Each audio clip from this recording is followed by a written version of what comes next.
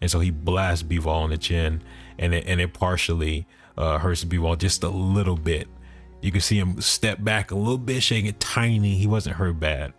You have in this fight, inarguably, one of the smoothest operators in the sport, and I would argue the smoothest operator in the sport in Bivol, versus probably the most relentless, unstoppable force in the sport, Beterbiev, although he got stopped from stopping his opponent tonight. Not tonight, just Tuesday. A lot of people doubted Beterbiev's boxing ability, and he proved that he had that, and a lot of people doubted Bivol's durability, and Bivol proved that he had that. Let's talk science. But wait a second. Take some time for me to hit that like button. Get down in the comment section. Tell me your thoughts on these early rounds. Now let's talk. The opening exchange is quite interesting. They're both in the center of the ring, posturing, and neither one is really backing up, but Bivol is trying to establish that jab, and that lands on the glove, and then he tries to follow up with a double, and that lands on the wrist.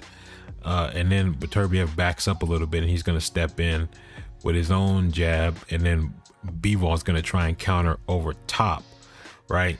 But you see Beterbiev slip to the outside of the jab, which is going to be a big deal because he's going to be using that to load up on the right hand. And we know that because when he gets touched with this jab, he kind of dips to his right side and then tries to come over top with the big overhand. But Bivol's distance management and tight high guard is going to allow him to avoid the damage from that. Bivol's keeping a lead hand probe out there to mitigate territorial encroachment from Beterbiev, who is obviously trying to walk him down and corner him, and so Bivol's keeping that in his face to keep him backed up. And then you have Beterbiev who's trying to feint some step-ins to kind of, create an opportunity for himself, and also control the space because he's kind of backing them up, which is also what he wants to do. Although Bivol is the one circling, people look at fights the wrong way a lot of times and think that the man doing the escaping is the less active one or the more scared one. But Bivol is far more aggressive than Beterbiev in this early part of the fight. And Beterbiev is trying to get his own rhythm established, and he's starting to work behind the lead hand. And Bivol notices this, and he tries to respond with a jab over top or really inside of Beterbiev's lead hand. And so Bivol's trying to shut down Beterbiev from building any type of rhythm. And in response, you have Beterbiev who's trying to find holes in the guard, and we're going to talk about that because I think that's the big battle here.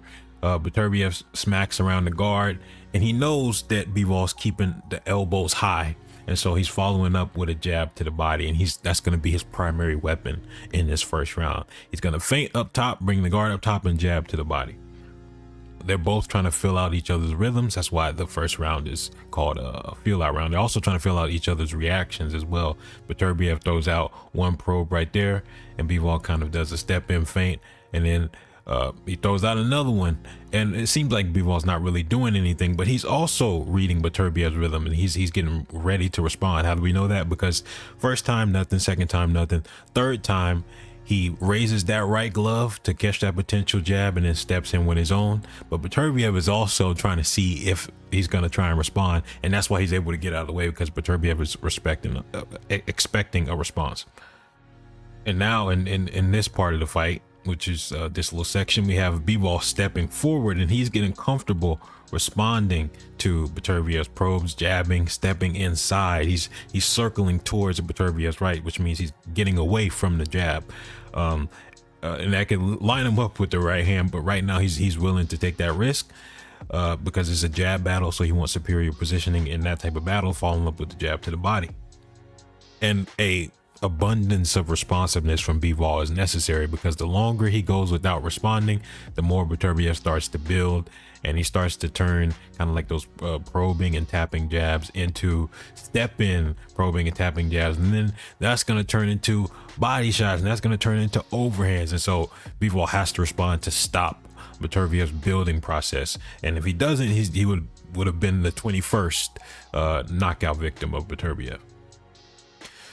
What you'll notice is that Bivol's high guard keeps coming around to the center because obviously he's trying to catch the jab, which is, you know, going up the center. And so Beterbiev mixes up his lead hand work to deal with this. You see that he kind of was jabbing and probing like how we seen earlier, and then he tries to swipe around the guard. But again, Bivol's distance control is getting him out of the way. But at this point, Beterbiev is testing out the waters. He's trying to see what works, what doesn't work. And they're also looking at each other's reactions. And then he feints with the lead hand. And again, he's targeting that body because he knows if he feints up top, the elbows are going to rise and he can go underneath. And we see Bivol starting to step forward, and Beterbiev wants him to step forward because he really wants that overhand right. And he wants that because it's a counter to the jab. And if he can get that over the shoulder as Bivol is jabbing, that can be not just a big shot for scoring, but for also discouraging Bivol's jab, which would be a massive boon in helping him succeed at controlling this fight. At this level of boxing, adjustments aren't just made from round to round. A lot of them are micro adjustments made in the moment during a round, from like second to second, minute to minute. And there are so many of those. For example, Beterbiev, whenever he throws out a probe, you know, kind of a jab feint, you see him level change. He ducks underneath a potential counter, right? So now he's starting to build a proactive defense, right? Not reactive, but dealing with the issue before it arrives. The other thing that does is when Bivol responds, he can get underneath and close the distance and respond with his own jab in there, not having that jab battle because Beterbiev is responding defensively, which allows him to close the distance, and Bivol has to adjust to that new variable. And for Bivol, his footwork in this early stage already has the built-in defense of circling away from the left hand. And so he's not really doing too much of a defensive adjustment because his footwork is already there to neutralize the positioning of the jab. Beterbiev is still probing at the guard. And some of those jabs, even the thing about Beterbiev, his hands are so heavy that even when he's tapping you, the force will just kind of like knock your head back anyways. And then when he brings that guard up again, he's going to go and touch that body. And now we see Bivol's defense is starting to adapt. And now he's level changing in response to the jab, which is kind of a big move. But what it does also is it can potentially mitigate the jab to the body because he's lowering his level. And so it's harder to land that jab to the body. And he's not just absorbing it on his guard now. So this is a small adjustment that he might not do all the time, but it's there. It's a new variable.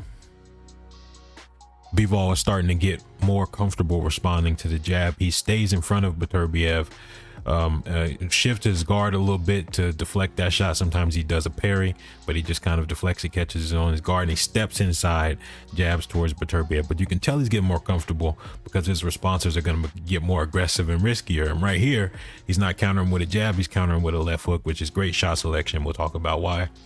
So he sees Beterbiev following him, and he times him following him. He sees that lead hand. He's waiting for it, which is a big deal because he was letting Beterbiev throw so many probes out so he could find the rhythm. Like how we saw earlier where he waited for the first one, then the second one, and then the third one to counter. That's kind of what he's doing across this round. He's getting used to the rhythm. As soon as he sees the lead hand, he steps inside, takes a big slip, lowers down to that left side, loads up the left hook, and he goes around the guard, which is great shot selection because he's been countering with a jab. And so Beterbiev is expecting a shot up the middle. He goes around the side. Another important thing about a counter shot like that is that it's required if you want to keep a monster like this off of you. Beterbiev is relentless, and you have to find ways to make him relent. You have to hurt him. You have to bring something more than a jab, right? And now you'll start seeing a higher frequency of probe and jab counters. Parries with the right hand, steps in with the single jab, then the double, and he's stepping in with a triple, and then Beterbiev is like, okay, I gotta take a big circle out. So he just reset Beterbiev right there. So he's finding some success. He's building.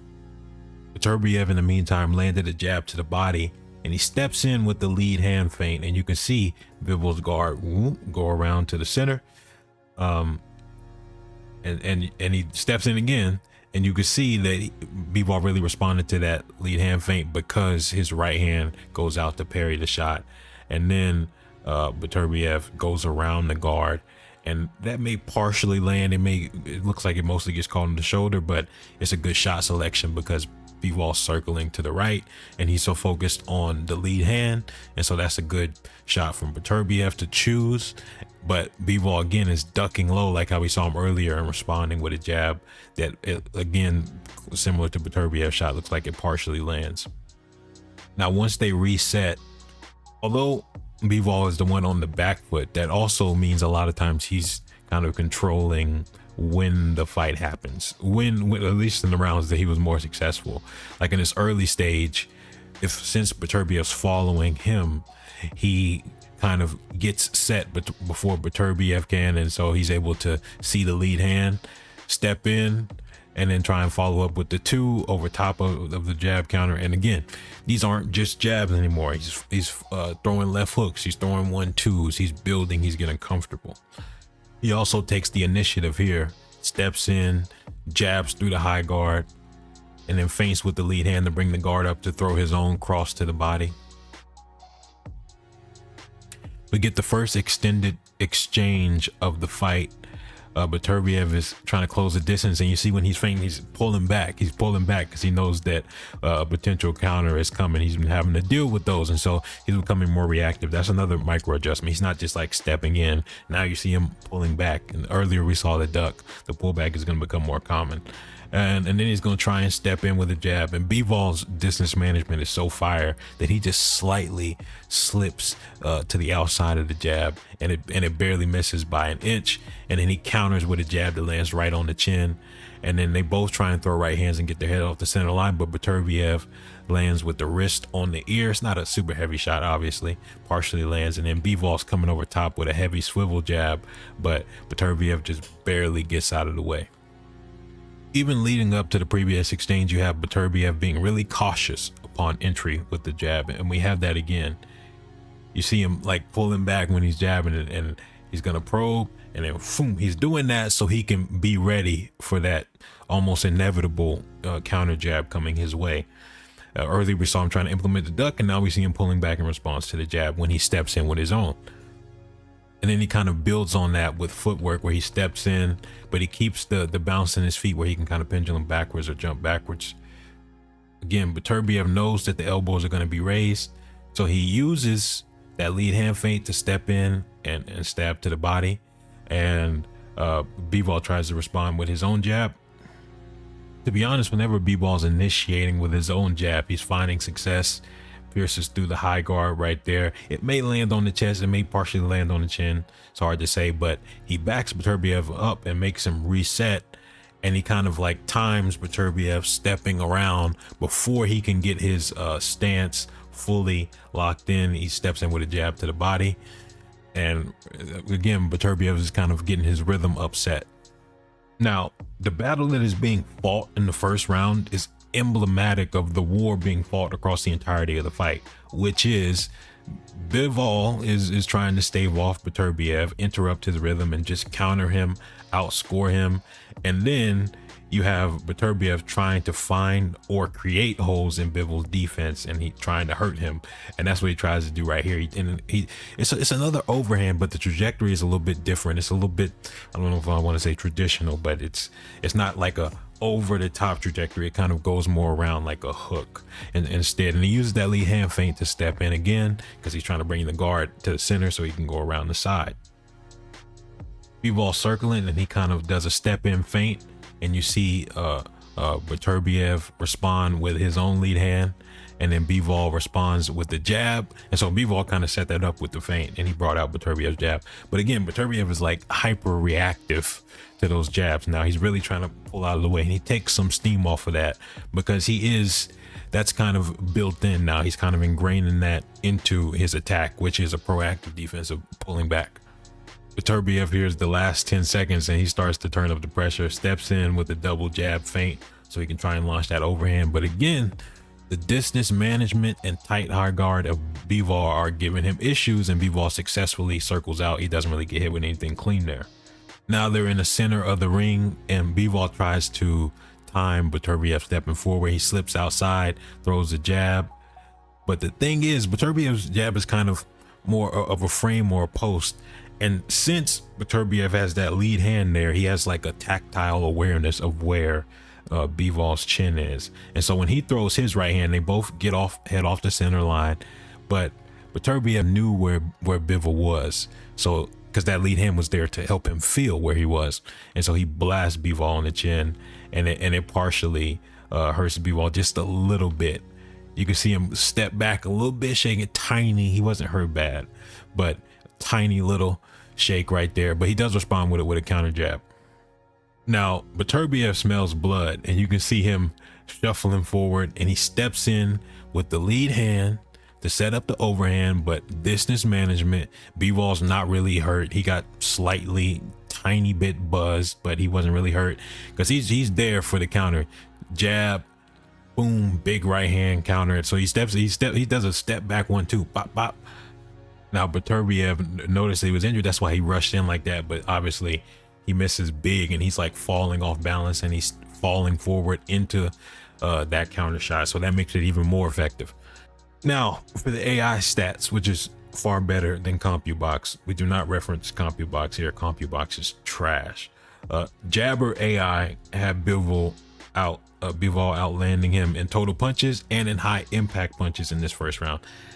And based off of what I was seeing, I kind of agree with that scoring. Now let me know which round you think I should look at next. And I'll probably do 3 to 4 total rounds with this much detail. I may do a summary of the rounds in between the things that I look at. That is all. I'm out.